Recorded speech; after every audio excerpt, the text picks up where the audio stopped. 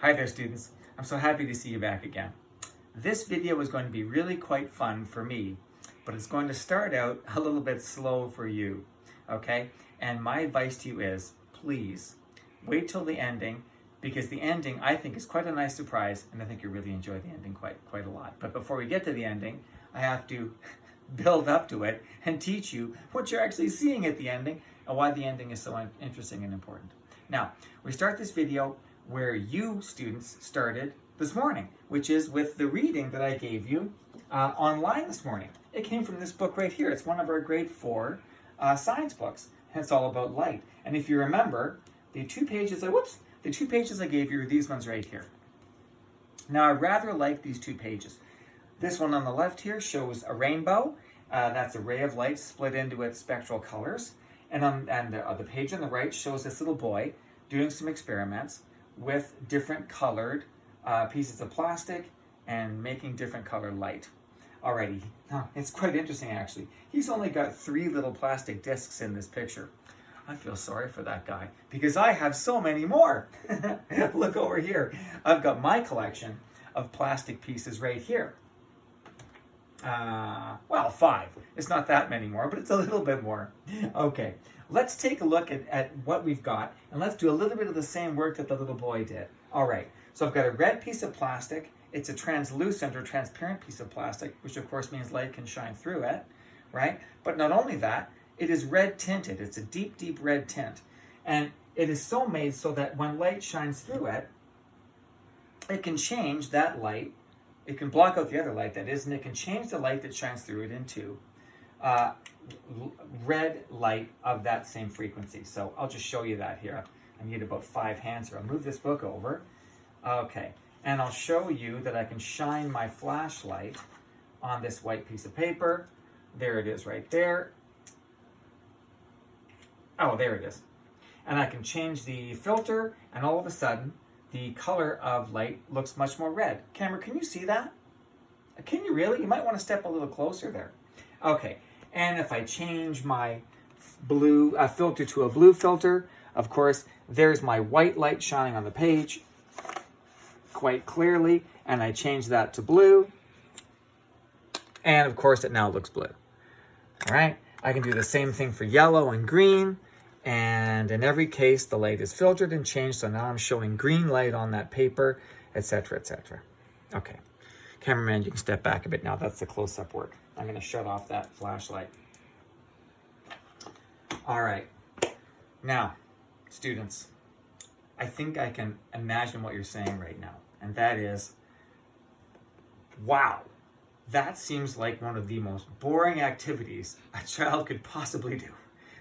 What is the point of shining a flashlight through a piece of plastic and changing the color of the light to some different color?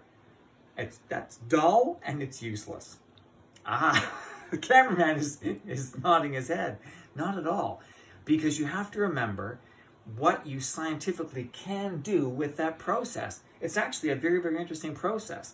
Look, children, whenever you're talking about light, shining light, colors of light, you're really not too far away from photography. So I want you to come a little bit further down and look.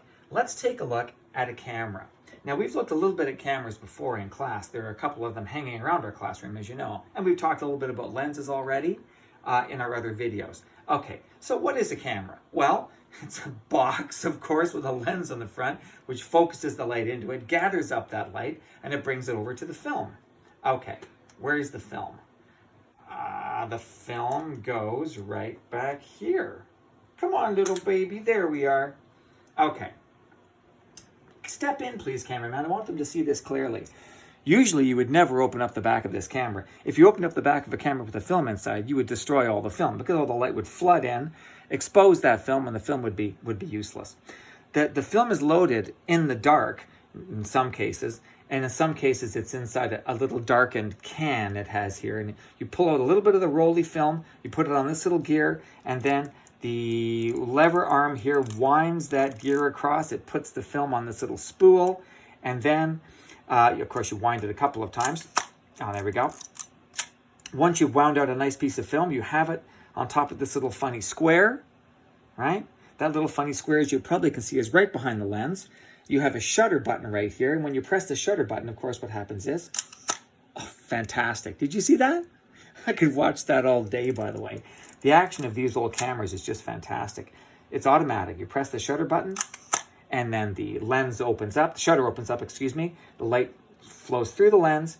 It's focused on that little tiny piece of film. And right here in this area, that piece of film is exposed. And a picture is formed on it. As you keep on winding, that little piece of film goes along this way. It rolls into the roll till you finally have used up all your film. Once you've used all your film, you take this little crank, you crank the film back into the little canister. Isn't that adorable, right? And then you open up your back, pull out your canister, you take that over to the drugstore, Shoppers Drug Mart, and you say, here, this is a bunch of pictures I've taken, and I'll see you in 2 weeks, and I'll pick them up. And that's, I mean, well, 1 week at least. That's how long it took in some cases. Absolutely unbelievable. But anyway, what did you have at the very end? Well, you would get back this. You would get back your negatives. These are actual negatives that I owned when I was a younger man, boy, actually. And this is an example of some of the film that came through one of my cameras. You can see the little holes in here are the holes that the little gear was grabbing, and the gear dragged that film out of its little canister along square by square. And there's some of the squares you can see. I'll put it in front of the white light. Oh, great. You can sort of see that, can't you? Do you see that's a tow truck right there? Knowing my old cars, tow trucks were very big part of my life. There's a tow truck there towing one of my cars when I was a kid. And there it is again, another tow truck towing that, actually the same car. And there are some people on here, etc., etc. Now, you might say to yourself, that's really weird. It looks funny. What? The colors are all strange. Yes, it's true. Negatives were done in that sort of way. And I won't go into great deal of detail about that right now. Negatives were actually done in the opposite way to what the colors would normally be. It's because the next process is to have this loaded into a machine. The machine shines light through this piece of plastic just the same way as the child shone light through one of these filters. The little piece of film becomes a filter, changes the color of the light, and it shines on a piece of light-sensitive paper, which then becomes a picture. So that's how pictures were made in the old days. Very expensive process. Now, you had your choice in the old days of choosing a normal negative, which made a little picture which you could hand out to your friends. Or if you wanted to, you could actually choose a slide. Now, this is really interesting and quite different, actually. Now, look, it's the same size. See that square, right? That square is the same size as the size of the negative, right? So you can tell that this is the same sort of thing happening. And actually, this was inside a camera at one time. At one time, this little tiny piece of plastic inside this cardboard chunk was a piece of film, and it was inside a camera, and it was dragged across, and somebody in, well, in this case, 1954 in Racine, Wisconsin, snapped a picture, and that's the picture they snapped. They used special slide film, which doesn't make those colors backwards. It makes the colors absolutely normal. This is another way of looking at pictures. You would get your pictures back like this, not in a funny little roll like this. And you'd say, oh, look at that. It's Kay and Betty. Look at Kay and Betty. I took a good shot of Kay and Betty. Kay and Betty are a little small, though. Here, I'll get a slide viewer. Come down here. Look at this crazy Apollo Super Slide Viewer. Fantastic. I've got a big magnifying glass on the front. I'm going to slide my slide into here.